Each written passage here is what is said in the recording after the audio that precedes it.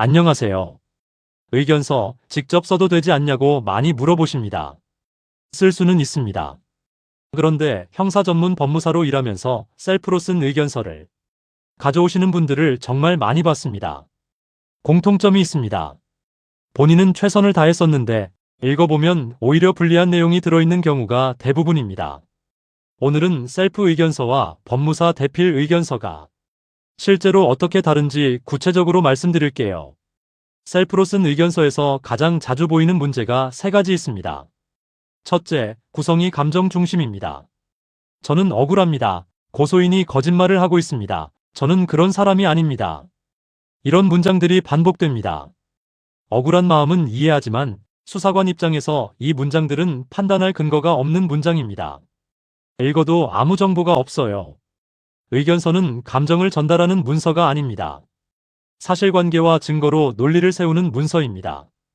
둘째, 인정하면 안 되는 부분을 스스로 인정합니다. 제가 그 부분은 좀 부주의했던 것 같고요. 그 당시 확인을 제대로 못한 건 맞습니다. 저도 그 상황이 애매하긴 했어요. 이런 문장들이 법적으로는 과실 인정 또는 고의 인정으로 해석될 수 있습니다.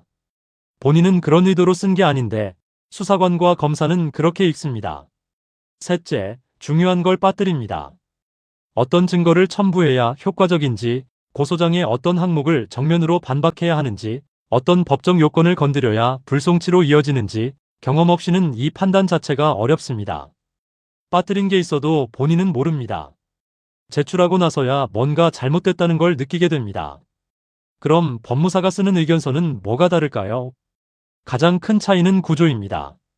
법무사가 의견서를 쓸 때 가장 먼저 하는 건 고소장 내용을 항목별로 분해하는 겁니다.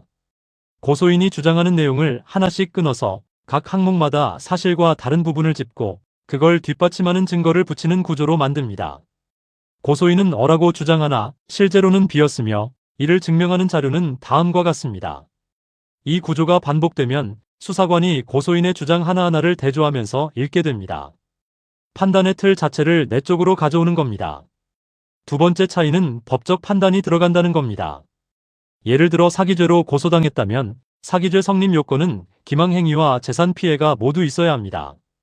고소인의 주장이 이 요건을 충족하는지 여부를 법적 논거로 정면에서 반박할 수 있습니다.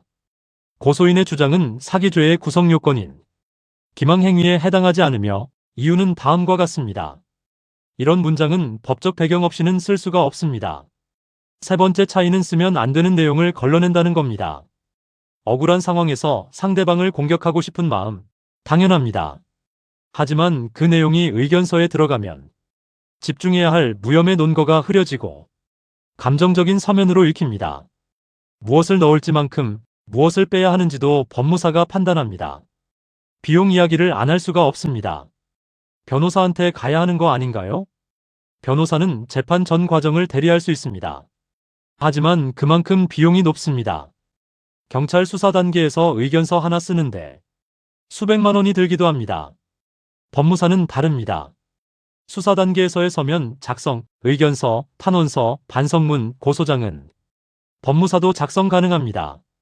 비용은 변호사 대비 훨씬 합리적입니다. 결론입니다. 셀프로 쓴 의견서는 제출하지 않는 것보다 나쁠 수 있습니다. 잘못 쓴 의견서가 수사 기록에 영구적으로 남기 때문입니다. 셀프 작성보다는 전문 변호사 법무사를 통해 작성하는 것을 권해드립니다.